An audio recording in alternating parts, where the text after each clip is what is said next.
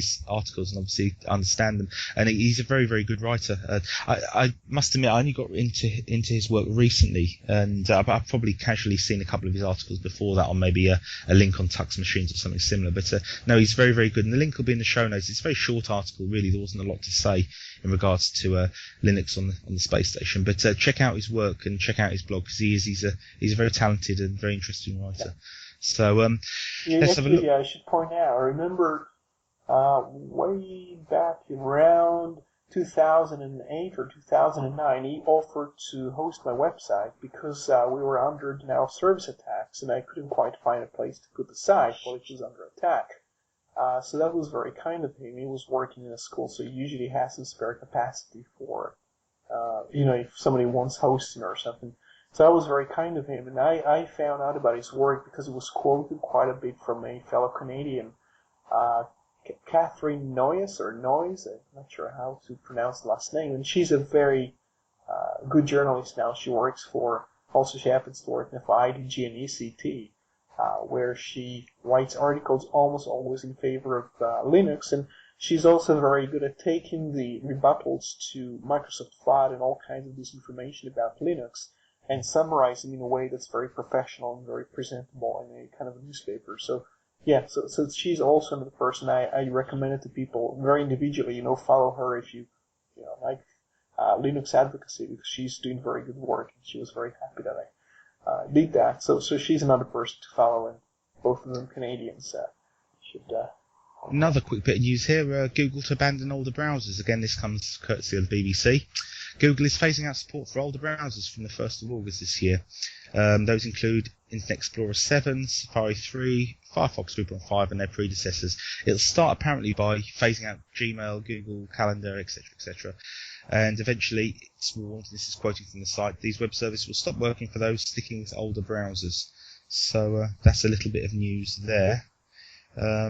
Does it mention anything about, obviously that'll include Internet Explorer 6. When, do you know, Roy, when the deadline for, or when the death of Internet Explorer 6 is supposed to be? I know Microsoft are running a countdown. Depends on XP, because it's part of the XP package. Right, because didn't Microsoft on one of their sites have a countdown timer to the death of Internet Explorer 6? I'm sure I've read that somewhere. How many people still use that? Well, from what I can gather, quite a few. I mean, certainly talking about my workplace, Internet Explorer 6 is still used. And here we are. I've got a link here on the worldwide wait, and it's the official death clock of Internet Explorer 6. And if people just bear with me, talk amongst yourselves. Right, I have a link for the show notes, and no, that's a bad link. I'll see if I can dig something up for the show notes, because I'm quite sure that Microsoft did have a countdown timer in trying to attempt to get people off. 3.8% of users browsing our site with Internet Explorer 6. No, that's not it. Did you see any of the pop-ups they give you if you visit MSN and you're using Chrome? I can only say it about Chrome, though. If you're using Chrome, they'll tell you, you're using Chrome. Would you like to upgrade to Internet Explorer? So, yes, I saw that. It's kind of weird. It's kind of like you go into a, you go into a football club, whatever, and they say, I see you wearing green shorts. Would you like to buy blue ones? It's like it's nothing to do with you being there. They shouldn't do that. Well, maybe the counter to that would be everybody with a site that talks about Linux and free software should have a little pop-up which appears that says you're running Internet Explorer. Would you like to upgrade? That's what I've been doing for the past 2 years. If a person uses Internet Explorer, it basically it's the funny thing is how you can introduce these things into the page such that it only shows up with Internet Explorer, and the way to do that is to use all the proprietary tags of Microsoft. So any normal browser would just do nothing with them. But Microsoft, which invents its own tags, will basically take this stuff and show it. And it will basically say, oh, by the way, you might want to upgrade to Linux, and it gives you a link to a page that explains and shows a demo of Linux. So any person who comes to my site, quite a few of them might use Windows, but most of them would use like Firefox. But those who are using Windows and are actually using the default web browser from Microsoft might be interested to at least know or to see something of Linux. Every single page in my site will give them a kind of a thing, but small link, nothing too intrusive, but just something to tell them to do that. So yeah. Well, have you got any more little tidbits of news for us? I'm just sort of scanning down my RSS feed. Well, Linux 3.0. 3.0, that's a big number. So therefore, it's it must be, well, actually, Linux could be like 12.0 now. It could be 13.0. Even if you just made a new version every half a year, every new number, top level numbering, made the same release bumps that Microsoft has been making, for example, with the browser or with the Office suite. So, do you know what I'm talking about with Linux 3.0? Or yeah, no, I was just because, like I say, I've been away from the news for this week, so I was hoping that you would take the lead in most of the topics. But no, I got a real kick though watching the coverage from Microsoft Jack, because Microsoft Jack doesn't when he covers Linux, and they'll say, "Oh, balance, I'm covering Linux as well."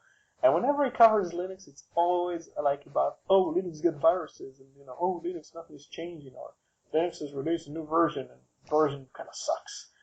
And then I say, "Oh, well, look, I'm covering Linux." It tells me I'm covering Linux. But it shows you, I think from a marketing point of view, it's a great thing to do, because we can brag about having Android 3.0 and Linux 3.0, and it just sounds so much more refreshing than saying 2.6440 for something that's basic. If you look at 2.6 and you look at 2.660 and 2.640, the difference is huge. I mean, look just the file systems, the number of the file systems in each, compared to the file systems, the device drivers, everything. It's just absolutely massive. But I always wonder if the reason they haven't changed the numbers was to do with compatibility checks. I know Microsoft has had the same issues, because a lot of vendors will say this hard drive or this device will support any Linux 2.6 something kernel, and maybe they will even do a uname.-a or something and check your current version of the kernel to check, well, this is compatible with your system, blah blah blah. So maybe there was a concern with changing the number to 3.0, because lots of applications or lots of products will say Linux 2.6, and people might assume that it no longer works, which actually does work. But I think it's a marketing. Yeah, I think we discussed this subject quite a few times before, but I think there's still a big divide with people that don't realise that Android is Linux. And it's funny when you watch the writers. Well, it's the wrong thing to say. That's the thing that people don't understand is that Linux is not an operating system; it's a platform. So the way to put it is they don't realize that Linux is just part of the operating system. When they use Ubuntu, they use a lot of stuff, and it happens to contain Linux. And Android too is an operating system, and it has like the shop and the graphics things and the effects and the bootloader and everything else, and it also contains Linux. So the way to look at it, it's I don't know. You should look at it. I think we said this before. It's the finer points really are going to be lost on the mainstream user. The important thing that I'd like to get out is that there is an alternative to Microsoft Windows and all Microsoft products in general, and this is the thing.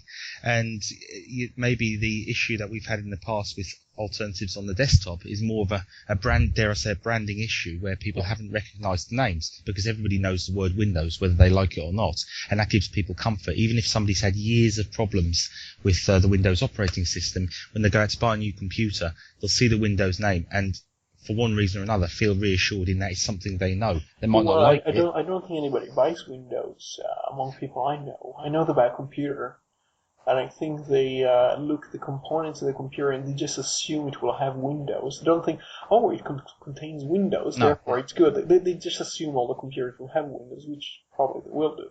But the fact is that the Windows is not really something people choose, like a Nike or a Coke. I'll have a Coke.